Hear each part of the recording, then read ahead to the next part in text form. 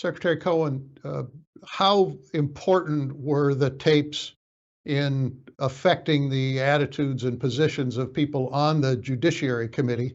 And if the tapes had never been released, would Nixon have been impeached? I don't think so, because if the tapes hadn't been released, we would have been left with the edited transcripts. And so you had not only expletives deleted, by the way, which are important. It gives tone and texture to what was really being said, but also irrelevant portions being omitted. So who is to decide what's irrelevant?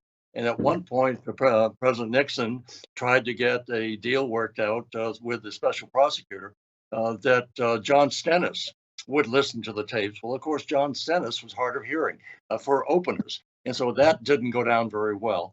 But ultimately, within the committee itself, it was still very divided. Republicans, for the most part, said this is just the Democrats trying to overturn the election because they lost so heavily. This is not something that hasn't been done before. We've got to hang together. I think, well, we voted. Ultimately, the Rodino letter that was approved voted to send a second letter to the president to get the tapes. And once we heard the tapes, I sat down, as other members did. I had the headphones on, as you pointed out, very hard to hear. And I went through the transcripts that we had and measured those against the words that we saw on the page. And it became very clear to enough of us on the Judiciary Committee, enough Republicans to make it bipartisan, to say that impeachment proceedings should go to the House for a vote and then to the Senate. But without that, I think there was enough doubt in the on the Republican side.